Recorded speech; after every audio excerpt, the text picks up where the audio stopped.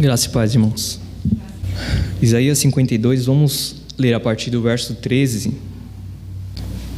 Irmãos, todos nós, acredito que a maioria de nós, conhecemos o texto de Isaías 53. É um dos textos mais conhecidos das Escrituras. Temos outros, mas esse também é um dos mais conhecidos das Escrituras.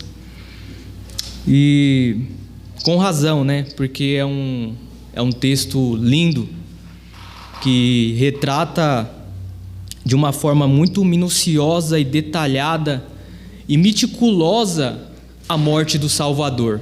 Então nós temos muitas pregações que falam, que os pregadores citam essa passagem.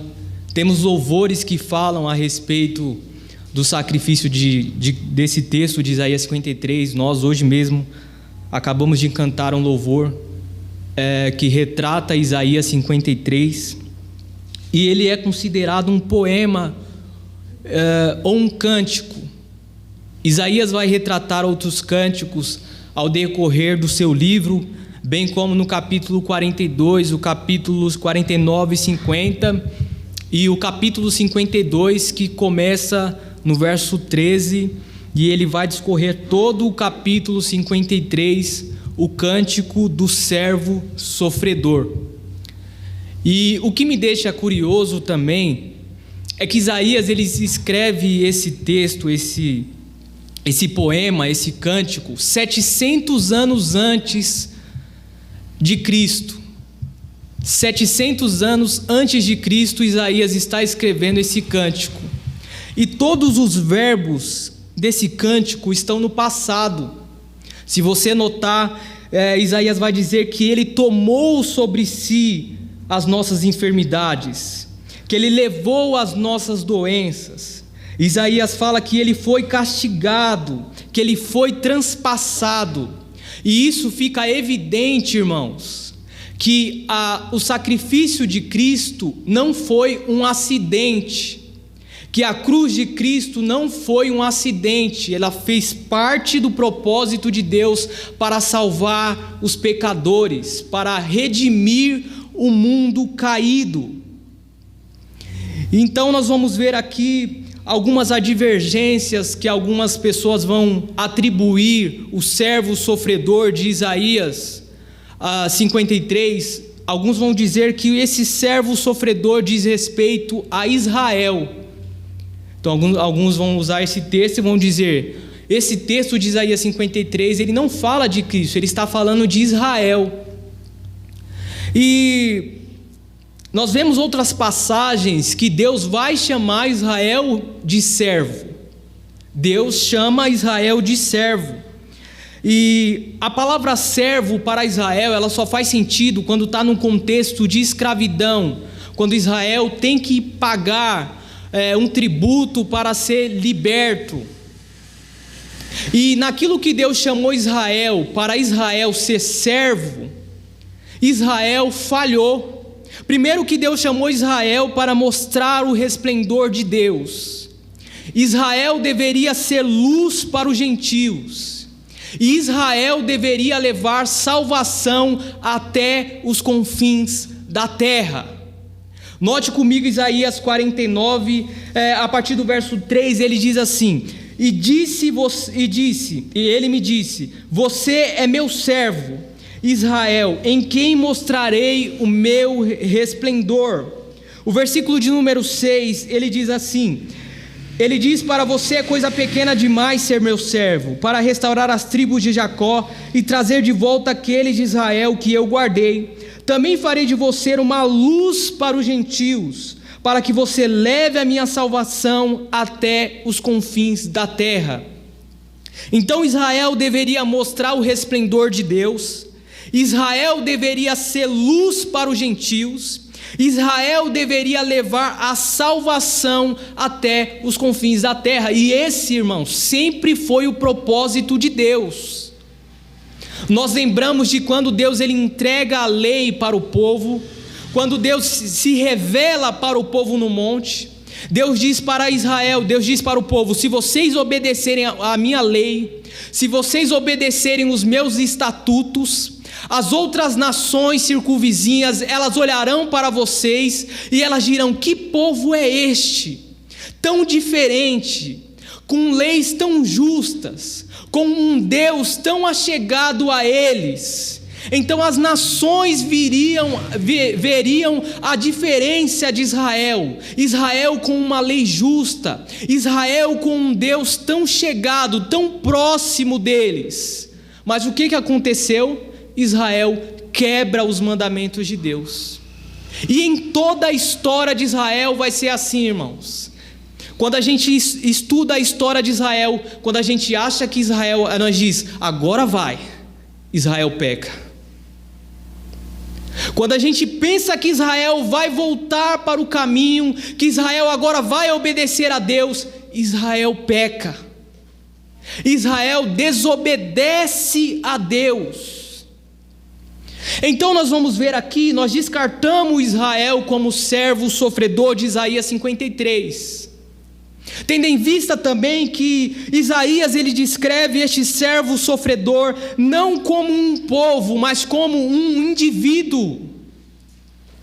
E daí nós lembramos de Gálatas capítulo 3, no verso de número 16, quando o apóstolo Paulo ele está falando da promessa e da lei, e ele diz assim: quando Deus deu uma promessa para Abraão de uma descendência numerosa, incontável, Deus não estava falando de muitos, mas Deus estava falando de um, que é Cristo. Porque por meio de Cristo as nações seriam alcançadas. Porque naquilo que Israel falhou, Cristo fez. Cristo veio para ser a luz do mundo.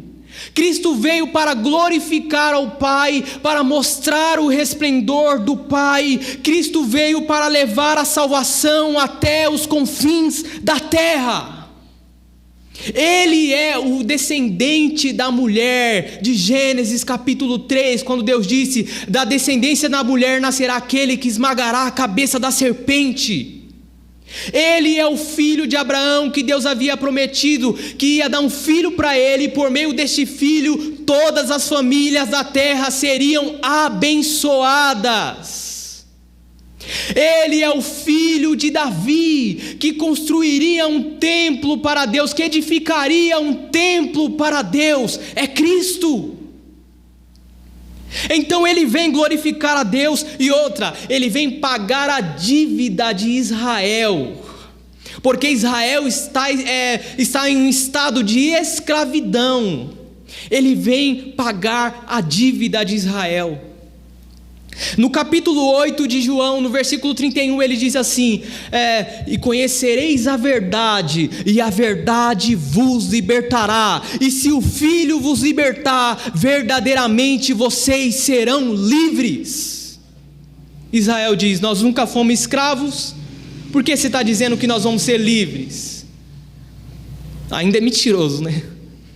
E nesse mesmo texto Jesus diz para eles assim: na verdade vocês têm por pai o diabo, porque o diabo é o pai da mentira, e neles não há verdade. Israel, irmão, foi escravo no Egito. Israel foi escravo dos caldeus.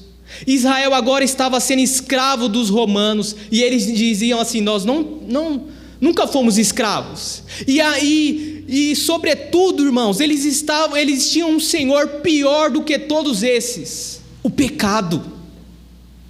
Eles eram escravos do pecado, e Jesus disse: se conhecereis a verdade, e a verdade vos libertará, e se o Filho vos libertar, verdadeiramente vocês serão livres. Vocês serão livres. Ele vem para ser luz. João diz assim que a luz veio ao mundo. Ele veio para trazer luz para o mundo. Quando ele ressuscita, ele diz assim: todo poder foi-me dado nos céus e na terra. Ele diz para os seus discípulos: portanto, ide pelo mundo e pregai o evangelho. Em Atos ele diz assim: fiquem em Jerusalém, até que do alto vocês sejam revestidos do poder, e vocês ser-me-ão minhas testemunhas na Judéia, Samaria, até os confins da terra. Ele veio para levar a salvação para os confins da terra. E nós vamos ver aqui no capítulo 52, no verso 13, que Isaías ele vai falar do servo, ele vai primeiro apresentar esse servo sofredor como um ser exaltado, depois ele vai apresentar esse servo como um ser humilhado, e depois ele vai apresentar esse servo como um ser admirado.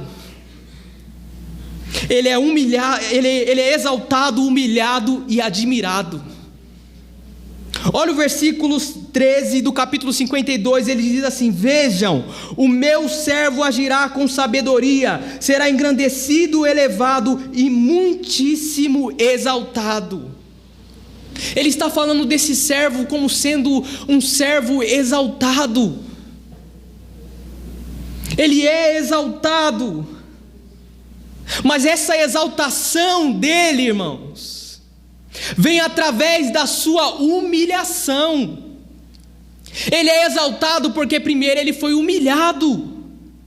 No versículo 14 ele diz: assim como houve muitos que ficaram pasmados diante dele, sua aparência estava tão desfigurada que ele se tornou irreconhecível como um homem, não parecia um ser humano.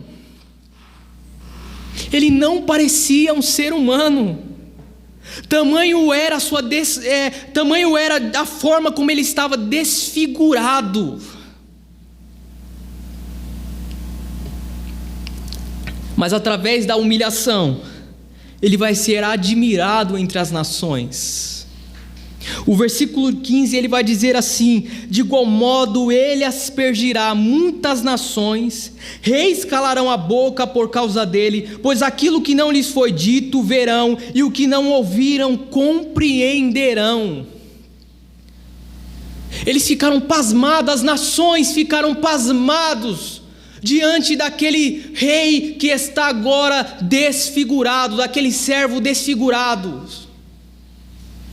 E aí eu me lembro de 1 Coríntios capítulo 2, verso 8, que diz assim: aquilo que os olhos não viu, aquilo que os corações, que não chegou ao coração do homem, é o que Deus tem preparado para nós.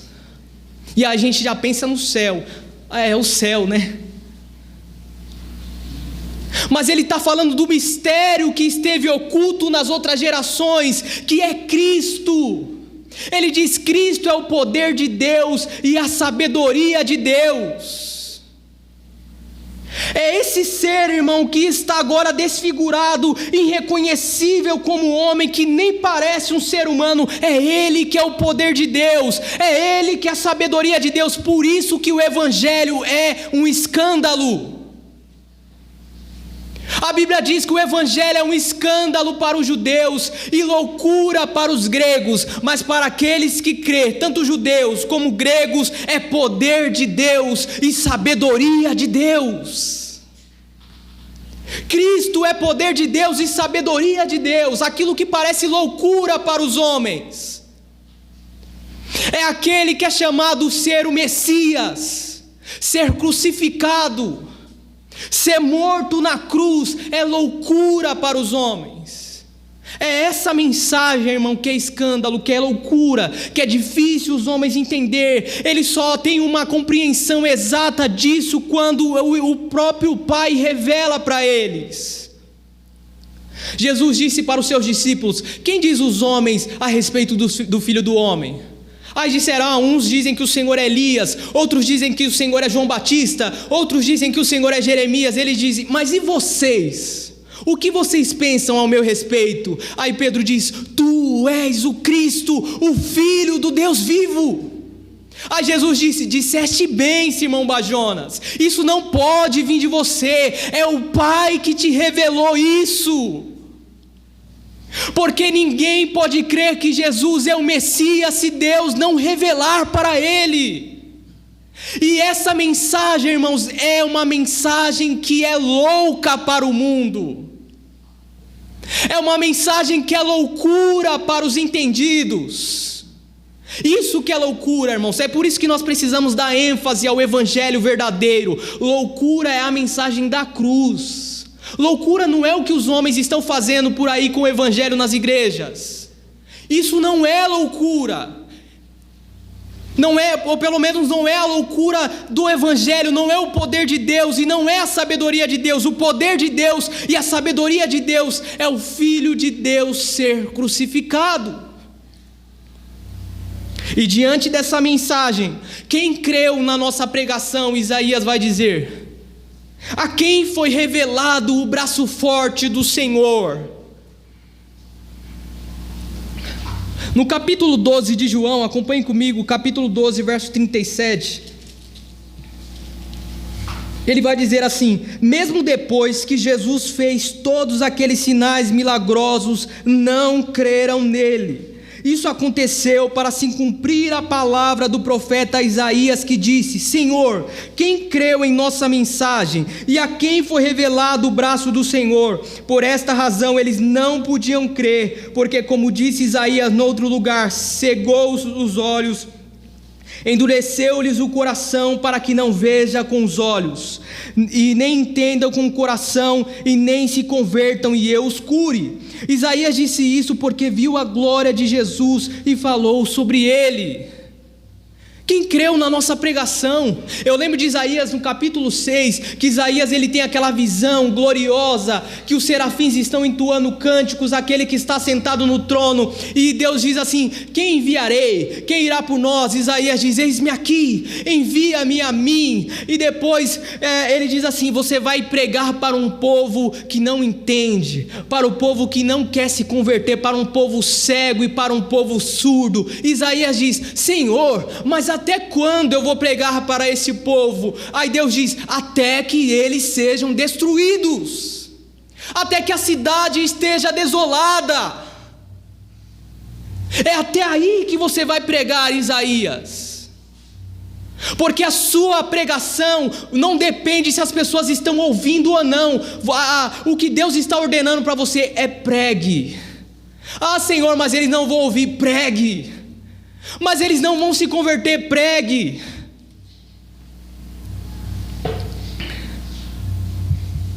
Eu lembro-me de uma história de um moço que estava num seminário de teologia, e um dia o seu professor fez uma atividade com seus alunos, e ele levou todos os seus alunos para o cemitério, e ele diz assim para eles: gritem.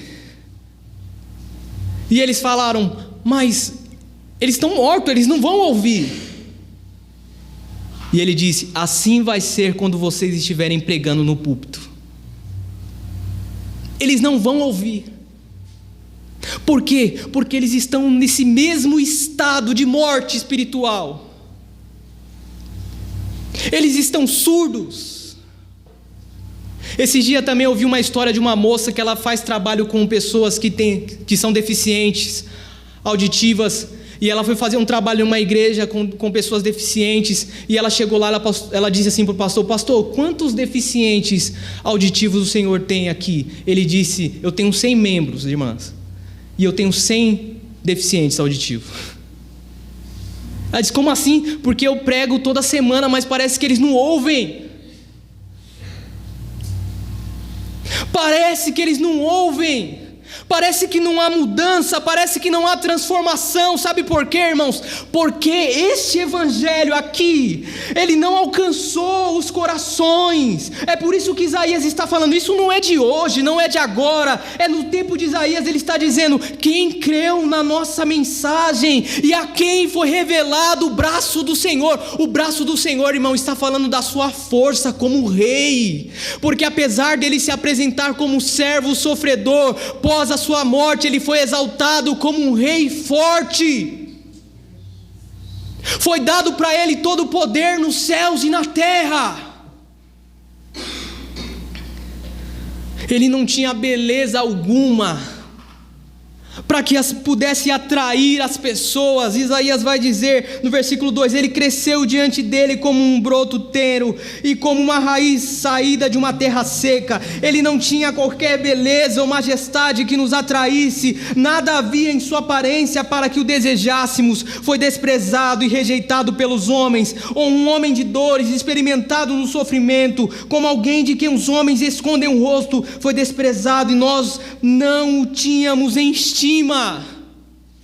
Irmãos, isso aqui me faz lembrar o que os amigos de Jó fizeram com ele.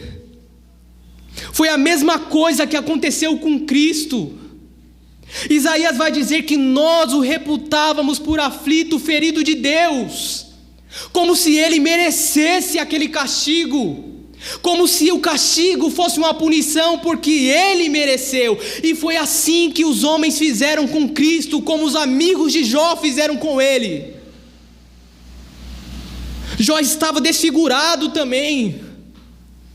Jó estava só pele e osso. Os seus amigos olharam para ele e disseram: Jó, com certeza alguma coisa você fez, porque para estar causando essa maldição em você, você merece isso, Jó. Isaías diz que nós fizemos isso com Cristo. Nós o reputávamos ele por aflito, ferido de Deus, como se ele merecesse aquela culpa, como se ele merecesse aquela dor, como se ele merecesse o sofrimento. E por que ele sofre? Ele sofre não porque ele merece, ele sofre porque eu mereço. Ele sofreu porque eu mereço, ele sofreu porque você merecia sofrer. Mas o que ele fez? Ele sofreu no nosso lugar. Ele tomou sobre si as nossas enfermidades, ele levou sobre si as nossas doenças. Contudo, nós o considerávamos castigado por Deus, atingido e afligido, mas ele foi transpassado por causa das nossas transgressões, foi esmagado por causa das nossas iniquidades. O castigo que nos traz a paz estava sobre ele, e pelas suas pisaduras fomos sarados. Ele sofreu, irmão, por causa do meu e do seu pecado. Ele levou sobre si as nossas maldades, ele levou sobre si as nossas iniquidades, as nossas doenças, as nossas enfermidades. Os nossos pecados estavam sobre ele. Ele era inocente, nós éramos culpados, mas ele se entregou por nós. Nós estávamos como ovelhas perdidas, sem pastor, nós nos desviamos, mas ele vem para redimir. Ele é o nosso Redentor, ele é o Redentor de Israel, ele é o nosso Redentor, ele é até mesmo o Redentor de Jó. Jó, no capítulo de número 19, ele diz assim: eu sei que o meu Redentor vive e ele se levantará da terra. Ele é o Redentor de Jó, ele é o Redentor de Israel, ele é o nosso Redentor. Mas nós estávamos desviados, como ovelhas que não tinham pastor.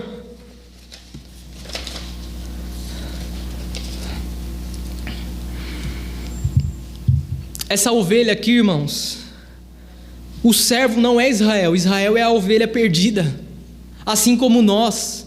Israel é a ovelha do capítulo 6, nós somos a ovelha do capítulo 6, que diz: todos nós como ovelhas nos desviamos, cada um de nós se voltou para o seu próprio caminho, e o Senhor fez cair sobre ele a iniquidade de todos nós. Nós somos esta ovelha aqui, que estávamos desviada.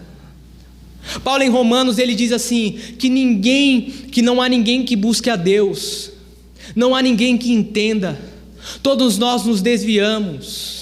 Ele diz: todos pecaram e destituídos estão da glória de Deus.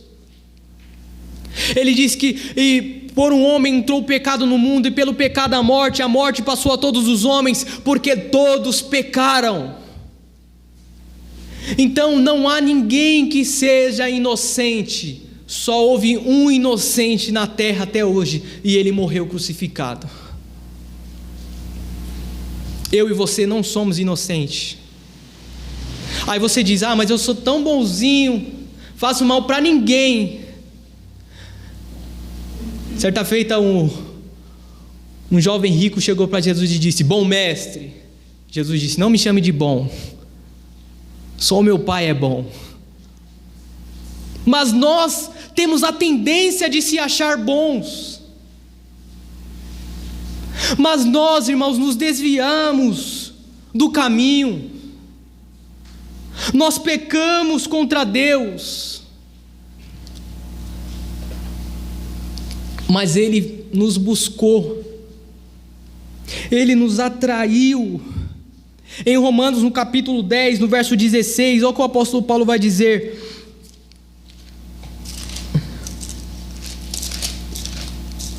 Romanos capítulo 10, verso 16, ele diz assim: no entanto, nem todos os israelitas aceitaram as boas novas, pois Isaías diz: Senhor, quem creu em nossa mensagem? Consequentemente, a fé vem pelo ouvir, e ouvir a mensagem, e é ouvida mediante a palavra de Cristo. Mas pergunto, eles não ouviram? Claro que sim. A sua voz ressoou por toda a terra, e as suas palavras até os confins. Novamente pergunto, será que Israel não entendeu? Em primeiro lugar, Moisés disse: farei que tenham ciúmes de quem não é meu povo, e os provocarei a ira por meio de um povo sem entendimento.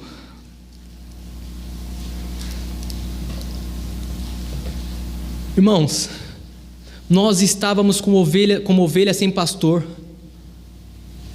estávamos perdidos. Você acha que você que foi ao encontro de Deus? Você acha que foi você que buscou a Deus? Foi Ele que te buscou. Você estava perdido como aquele filho pródigo, e Ele te encontrou, Ele estava de braços abertos. Você era como aquela ovelha perdida, e o pastor foi em busca de você. Ele que te buscou, irmãos. João diz que Ele nos amou primeiro. O apóstolo Paulo diz em Romanos que Cristo morreu por nós quando nós ainda éramos pecadores, quando éramos incircuncisos em nosso coração, quando não havia nada em nós para chamar a sua atenção. Ele morreu por nós. Ele te buscou. Ele disse em João: quando eu for levantado, eu atrairei todos a mim. Ele estava falando da sua morte, por meio da sua cruz. Ele te atraiu. A não ser que você foi atraído por outro meio. Mas se você foi atraído por outro meio, que não seja a cruz de Cristo, hoje Ele está te convidando para você vir para Ele por causa da cruz. Não, irmãos, esquece. Se você veio para Cristo porque você queria uma bênção, se você veio para Cristo porque você queria uma porta aberta, se você veio para Cristo porque você queria um milagre, se você veio para Cristo porque você queria uma revelação, que Ele te dissesse por meio de um profeta que Ele te ama, esquece, irmãos. Agora, se você veio para Ele por causa da cruz, é porque Ele te atraiu com os laços de amor. Porque a cruz, irmãos, é a maior expressão do amor de Deus. É a cruz de Cristo. É o maior sinal que o mundo já teve. É a cruz de Cristo. Certa feita foram pedir para Ele um milagre. Disseram assim: Senhor, qual é o próximo milagre que o Senhor vai nos fazer? Ele disse: uma geração má e adúltera me pede um sinal, mas nenhum sinal lhe será dado a não ser o do profeta Jonas, que passou 3 dias e 3 noites no ventre da baleia. Convém que o Filho do Homem passe 3 dias e 3 noites no seio da terra. Então Ele está falando da morte e da ressurreição de Cristo. É por onde nós somos atraídos, pela cruz de Cristo. A cruz é o meio pela qual nós somos atraídos. A cruz é o meio pela qual nós fomos salvos. É a cruz, irmãos. Mas nós somos a ovelha do versículo 6, a ovelha que nos desviamos. Mas Cristo, Ele é a ovelha do versículo 7, a ovelha obediente. E Isaías faz essa comparação de nós como ovelha e Cristo como ovelha. Porque Cristo, irmãos, Ele assumiu a nossa natureza, Ele se encarnou. Ele assumiu a nossa natureza para transformá-la. Mas Ele foi obediente ao Pai. Ele foi obediente. Romanos capítulo 8, Paulo diz assim que ele assumiu a nossa natureza para fazer remissão pelos nossos pecados. Versículo 3 ele diz: porque aquilo que a lei fora incapaz de fazer, por estar enfraquecida pela carne, Deus o fez, enviando o seu próprio Filho, à semelhança do homem pecador, como oferta pelo pecado, e assim condenou o pecado na carne. Ele se humilhou, irmãos. Irmãos, a maior humilhação para Deus é se fazer homem. Deus se fazer homem foi uma humilhação. Ele se humilhou. Filipenses capítulo 2 diz assim, que ele mesmo sendo Deus, ele não teve por usurpação ser igual a Deus, mas ele se fez servo por amor aos homens. Não foi, o fato dele ser Deus não foi algo que ele se apegou. E é bom nós frisarmos aqui a humildade de Cristo. Porque, irmãos, a humildade ela só é produzida na vida de uma pessoa com humilhação. Se você não é provado, se você não é humilhado, você não vai ser humilde. A humildade ela é produzida com a humilhação. Eu repito. Por meio da humilhação você se torna humilde. E Cristo é o maior exemplo disso.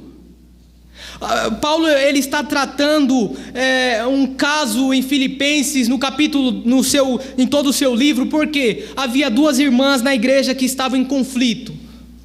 Uma estava de bico para a outra. Aí Paulo diz assim, considerem cada um superior a si mesmo.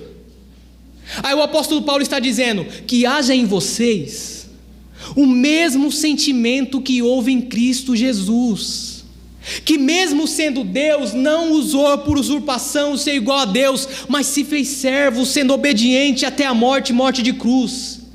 Ele está dizendo que haja em vocês a humildade que houve em Cristo. E essa humildade ela é produzida por provações, por humilhação. 1 Pedro capítulo 2 versículo 20, olha o que Pedro vai nos dizer. Versículo 20 ele diz assim: pois que vantagem há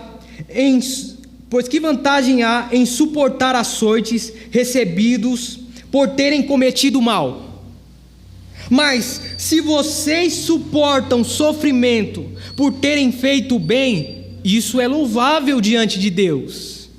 Para isso vocês foram chamados, pois também Cristo sofreu no lugar de vocês, deixando exemplo, para que sigam seus passos. Ele não cometeu pecado algum, e nem engano foi encontrado em sua boca. Quando insultado, não revidava. Quando sofria, não fazia ameaças, mas entregava-se àquele que julga com justiça. Ele mesmo levou em seu corpo os nossos pecados sobre o madeiro, a fim de que morrêssemos para os pecados e vivêssemos para a justiça. Por suas feridas fomos curados. Pois vocês eram como ovelhas desgarradas, mas agora se converteram ao pastor e bispo das suas almas. Olha o que o apóstolo o Pedro está dizendo. Se vocês tiverem cometido algum mal, e vocês receberem açoites por causa disso, que vantagem há nisso? Mas agora, se vocês estão sofrendo, se vocês estão padecendo, porque estão fazendo o bem, isso é louvável diante de Deus. E ele diz mais: para isso vocês foram chamados. Vocês foram chamados para sofrer. Que, irmãos? Mas eu vim para a igreja para ter uma vida, uma vida feliz. Paulo diz: para isso vocês foram chamados, porque Cristo deixou exemplo. Quando ele era insultado, ele não revidava. Quando ele sofria, não fazia ameaças, mas ele se entrega com justiça. Ele mesmo sofreu os nossos pecados. Ele era inocente, os nossos pecados estavam sobre ele. Ele não tinha culpa, mas ele, como ovelha muda, ele não abriu a sua boca. Ele foi levado até para o matadouro. Mas hoje Hoje tá complicado, irmãos. Porque o irmão me insultou. Porque o irmão me olhou de cara feia. Irmãos, lembre de Cristo. Lembre de Cristo. Ele foi açoitado, ele foi xingado, ele sofreu, mas ele não revidou. Ele disse: eu deixei o exemplo para vocês. O exemplo de humildade. É por isso que ele está frisando que haja em vocês o mesmo sentimento que houve em Cristo Jesus. Que haja esse sentimento em vocês. E ele vai passar pelos estágios da humilhação.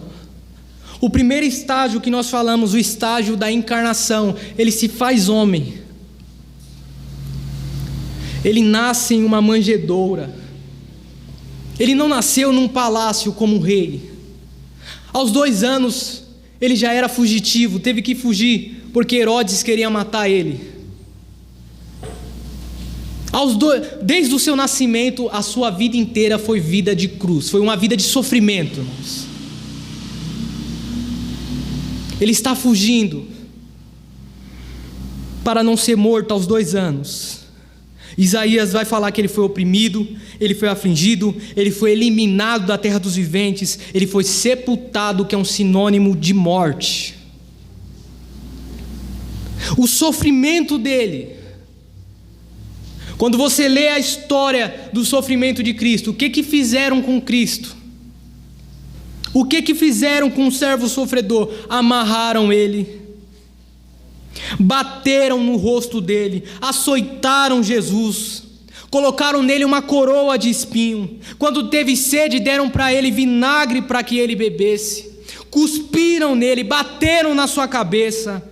Somente os seus ossos não foram quebrados, mas de resto fizeram tudo com ele, irmãos. E aí você deve estar pensando assim: nossa, coitado de Cristo. É como quando a gente assiste aquele filme do Mel Gibson, e a gente chora, porque a gente vê o sofrimento de Cristo. E todo esse sofrimento, irmãos, quem merecia era eu e era você. Nós merecíamos esse sofrimento. Ele foi morto, porque a Bíblia diz que o salário do pecado é a morte, mas ele não tinha pecado. Mas os nossos pecados estavam sobre ele. Ele recebeu a sentença de morte. Ele morre entre 2 ladrões, como um criminoso. Quando colocaram Barrabás diante dele, as pessoas preferiram livrar a barra de Barrabás e disseram para ele: crucifica-o, crucifica-o. Ele, irmãos, experimentou do despejar da ira de Deus. No verso 10, Isaías diz que foi do agrado do Pai moê-lo. Foi do agrado do Pai esmagá-lo, fazendo-o enfermar. Por quê? Por causa dos nossos pecados. E o Deus Pai, Ele é santo.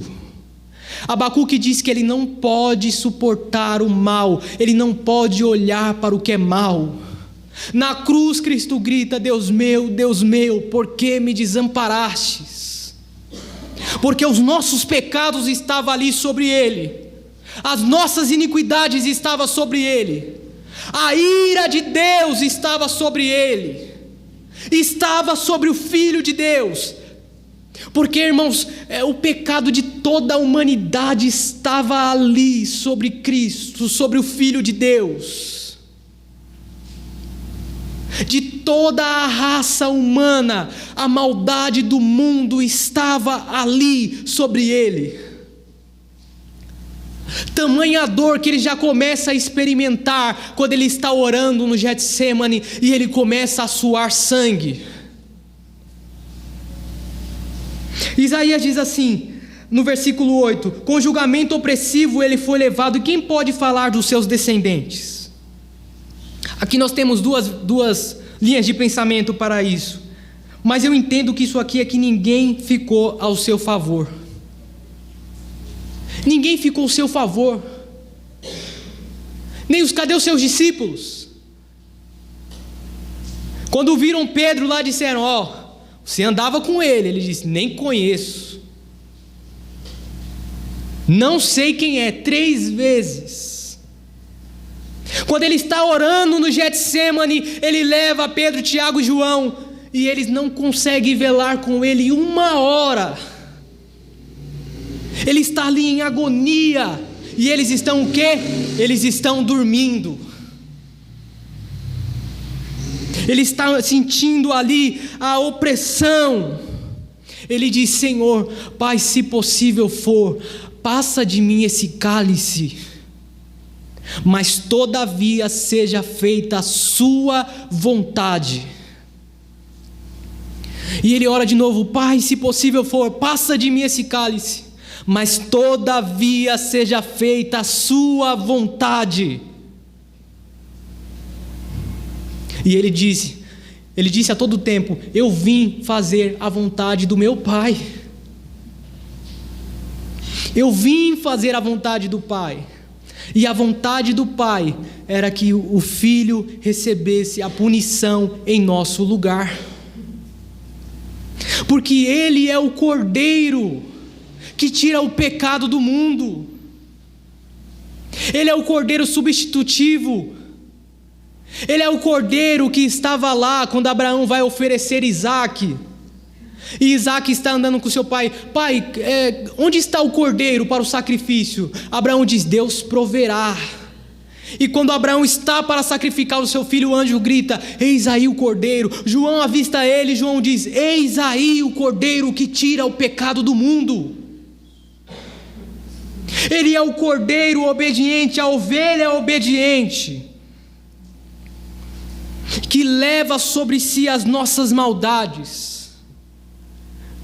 E ele é sepultado, irmãos. E o sepultamento dele, Deus Pai, é claro que Deus Pai poupou ele do estado de putrefação, mas ele foi sepultado para mostrar que a sua humilhação foi até o final. Ele foi humilhado até o final.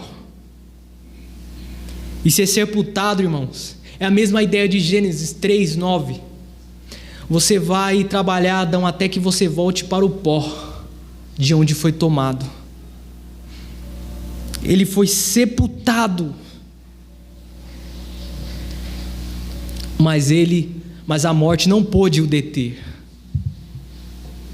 A morte não pôde o deter. Ele ressuscitou para a nossa justificação,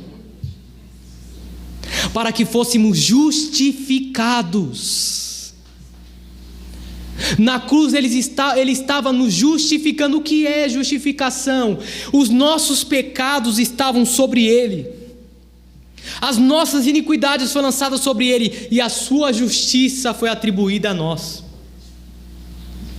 Nós fomos justificados por Deus, de maneira que não há mais condenação para os que estão em Cristo. Nenhuma condenação há para os que estão em Cristo Jesus, porque Ele nos justificou. E agora Ele está exaltado, Ele foi vitorioso. Em Atos, no capítulo 8, no versículo 27, para concluirmos,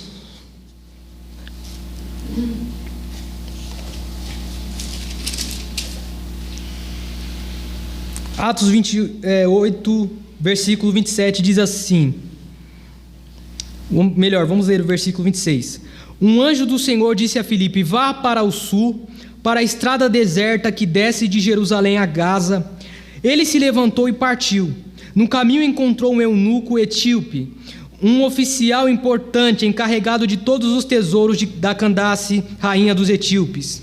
Esse homem viera a Jerusalém para adorar a Deus, e de volta para casa, sentado em sua carruagem, lia o livro do profeta Isaías. O Espírito disse a Filipe: aproxime-se dessa carruagem e acompanhe. Então Filipe correu para a carruagem, ouviu um homem lendo o profeta Isaías e lhe perguntou: o senhor entende o que está lendo?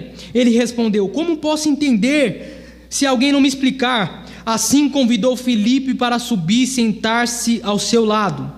O eunuco estava lendo esta passagem da Escritura: ele foi levado como ovelha para o matadouro, e como cordeiro mudo diante dos tosqueadores, ele não abriu a sua boca. Em sua humilhação foi privado de justiça. Quem pode falar dos seus descendentes? Pois a sua vida foi tirada da terra.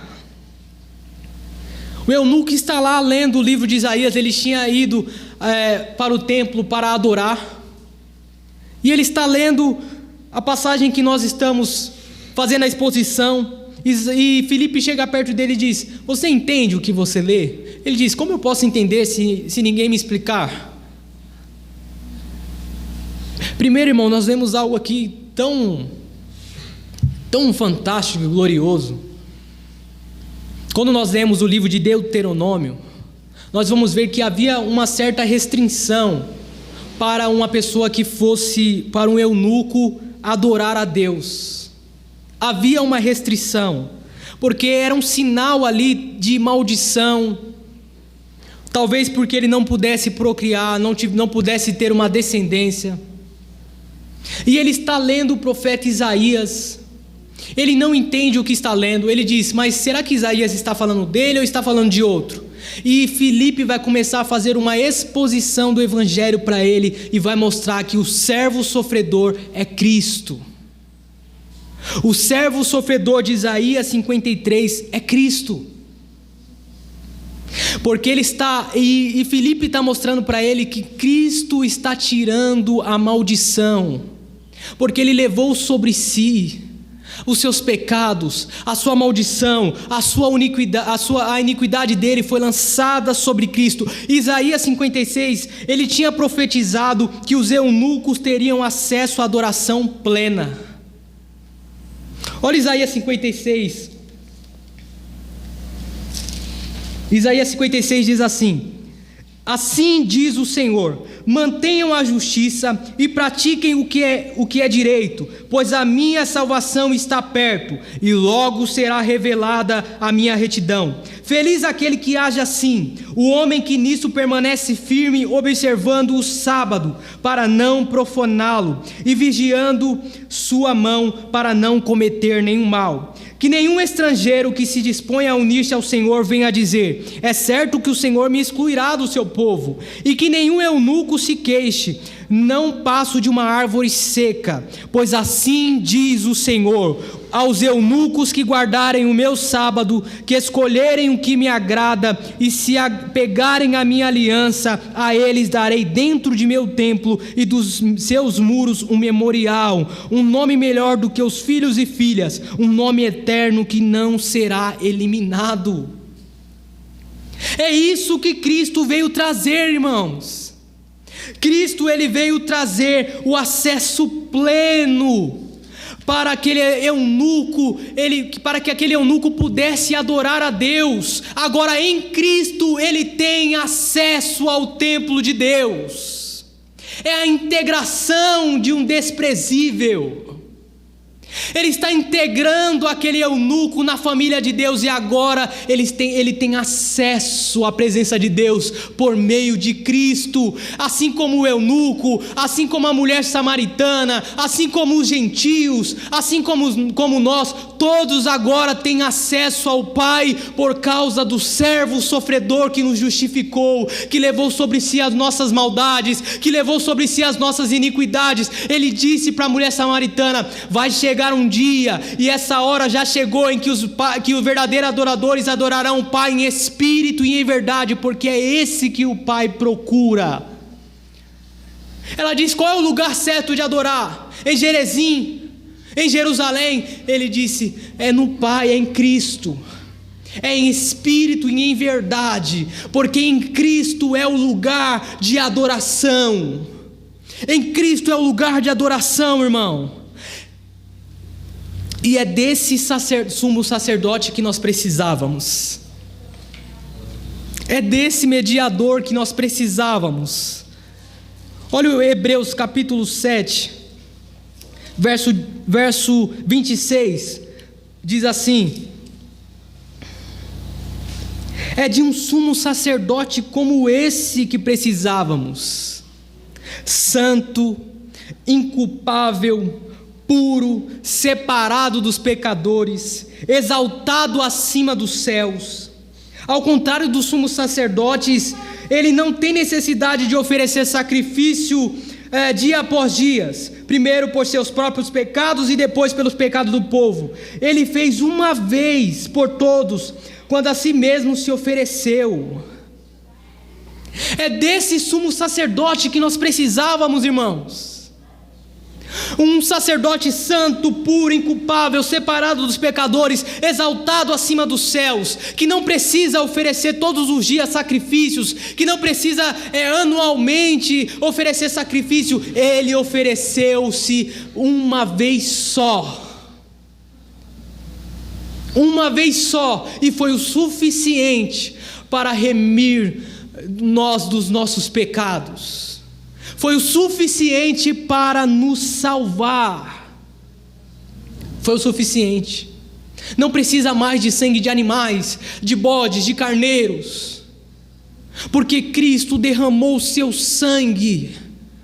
Ele nos preparou um novo e vivo caminho através da sua carne. O véu foi rasgado e nós temos agora acesso ao Pai. É por isso que nós não podemos negligenciar tão grande salvação, porque Cristo morreu uma única vez e Ele não pode morrer novamente. É por isso que nós não podemos pisar no sangue da nova aliança. É por isso que nós não podemos calcar os pés da nova aliança. É por isso que nós não podemos retroceder, irmãos. É por isso que nós não podemos recuar, voltar atrás aos velhos rudimentos do mundo, às velhas práticas, à velha vida, porque quando você volta às velhas práticas, quando você volta à velha vida, você está pisando no sangue da nova aliança. E a Bíblia diz que para estes já não resta mais sacrifício. O que resta? Uma terrível expectação de dor, de ardor de fogo. Já não resta mais sacrifício. Não negligencie a salvação, irmãos. Não negligencie a morte de Cristo, porque Ele não pode morrer outra vez. Ele morreu uma única vez. Uma única vez. Que nós venhamos nos apegar ao Evangelho e à cruz de Cristo. E lembre, irmãos, todas as vezes que você estiver passando por um sofrimento, todas as vezes que você estiver passando por lutas, todas as vezes que você estiver sozinho, abandonado, lembre-se de Cristo.